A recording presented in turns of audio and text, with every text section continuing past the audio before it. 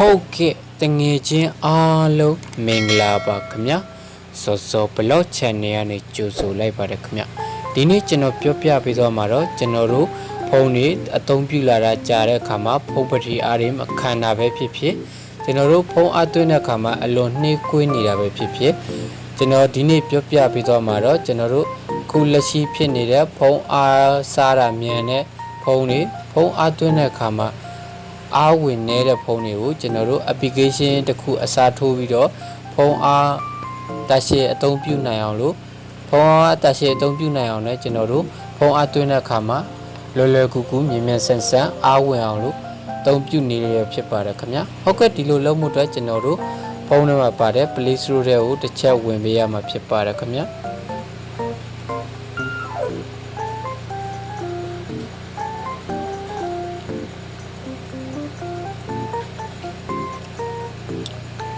ဟုတ်ကဲ့ကျွန်တော်တို့ Play Store တွေကိုတစ်ချက်နှိပ်ပေးပါခင်ဗျာ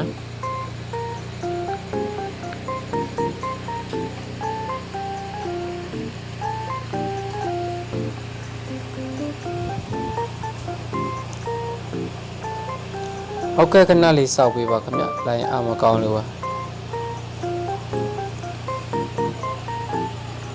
ဟုတ်ကဲ့ကျွန်တော်တို့ Play Store ထဲရောက်လာပြီဆိုလို့ရှိရင်ကျွန်တော်တို့ဒီအပေါ်မှာချက်ပါလေးရှိပါတယ်ခင်ဗျာဟုတ်ကဲ့အဲ့ညလေးကိုတစ်ချက်ထောက်လိုက်ပါခင်ဗျာ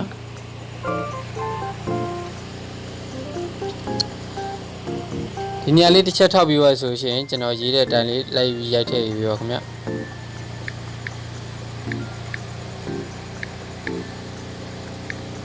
ဘက်ထရီ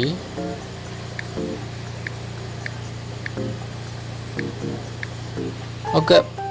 ဦးကျွန်တော်ရေးထည့်တဲ့အတိုင်းလေးပဲမမကန်ကန်နဲ့ဒါလေးကိုတေချာလေးရိုက်ထည့်ပေးပါခင်ဗျာဟုတ်ကဲ့ဒီလိုလေးရိုက်ထည့်ပြီးသွားပြီဆိုလို့ရှိရင်ကျွန်တော်တို့ဒါလေးကိုအန်တာတစ်ချက်ခောက်ပေးပါခင်ဗျာဟုတ်ကဲ့ဒီလိုအထက်ရောက်လာပြီဆိုလို့ရှိရင်ကျွန်တော်အသုံးပြုတဲ့ application လေးကိုတစ်ချက်လိုက်ရှာပါမယ်ခင်ဗျာဟုတ်ကဲ့ဒီမှာတွေ့ပါခင်ဗျာခုလက်ရှိကျွန်တော်အသုံးပြုနေတဲ့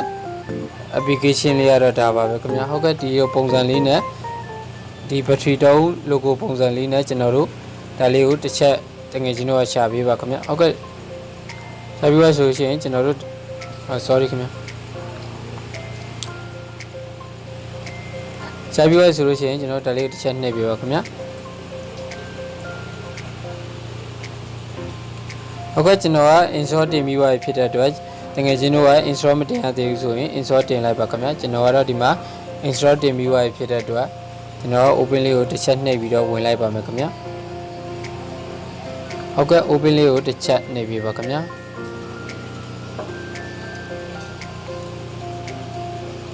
ဟုတ်ကဲ့ဒီလိုလေး open လေးနှိပ်ပြီးပါဆိုရင်ကျွန်တော်တို့ဒီလိုပုံစံမျိုးလေးပေါ်လာပါခင်ဗျာဟုတ်ကဲ့ခဏလေးစောက်ပေးပါခင်ဗျာ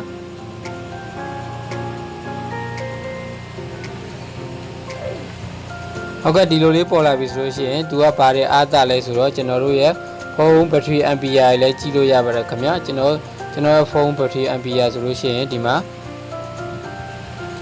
3600 ampere ရှိပါတယ်ခင်ဗျာဟုတ်ကဲ့3600 ampere ရှိရဲ့ဒီမှာဆိုရင်သူရဲ့ 4R 3.7 ရှိပါတယ်ခင်ဗျာပြီးတော့ကျွန်တော်တို့ရဲ့ဘက်ထရီရဲ့အရည်အသွေးကောင်းမကောင်းလဲဒီမှာကျွန်တော်တို့ကြည့်လို့ရပါတယ်ခင်ဗျာဟုတ်ကဲ့ဒီမှာ sorry ဒီမှာကြည့်လို့ရပါတယ်ခင်ဗျာဒီမှာကျွန်တော်တို့ရဲ့ပထရီအားကောင်းမကောင်းလဲဒီမှာကြည့်လို့ရပါတယ်ခင်ဗျာဒီမှာကိုဆိုတော့ကျွန်တော်ရဲ့ပထရီအားကောင်းနေသေးပါတယ်ခင်ဗျာပြီးတော့ရှင်ကျွန်တော်တို့ဒီပုတ်တွေရောက်လာပြီဆိုလို့ရှိရင်ကျွန်တော်တို့ပထရီ setting လေးတွေကိုဝင်ပေးရမှာဖြစ်ပါတယ်ခင်ဗျာဟုတ်ကဲ့ဒီဟာလေးတွေကိုတစ်ချက်ဝင်ပေးပါခင်ဗျာ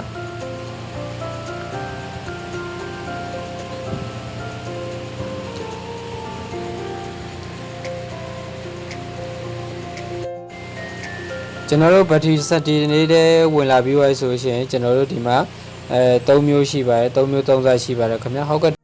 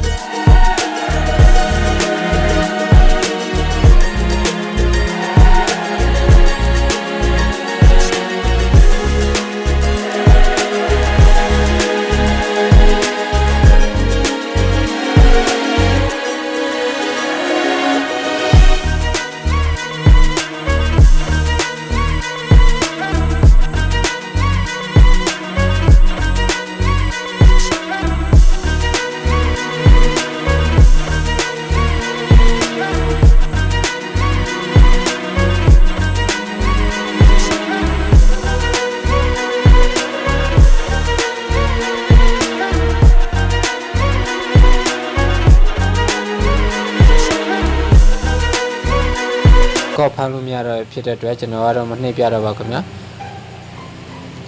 ဟုတ်ကဲ့ဒီဟာလေးကကျွန်တော်အသုံးပြုတဲ့အခါမှာအလွန်အရန်အဆင်ပြေတဲ့အတွက်တငယ်ချင်းတို့ကိုမျှဝေပေးရခြင်းပဲဖြစ်ပါတယ်ခင်ဗျာတငယ်ချင်းတို့လည်းဖုံးပတိအားတွေနဲ့ဖုံးပတိအားတွေမခံတော့တာပဲဖြစ်ဖြစ်ဖုံးအားသွင်းတဲ့အခါမှာဟိုကြာနေတာပဲဖြစ်ဖြစ်ဒီ application လေးကိုအသုံးပြုပြီးတော့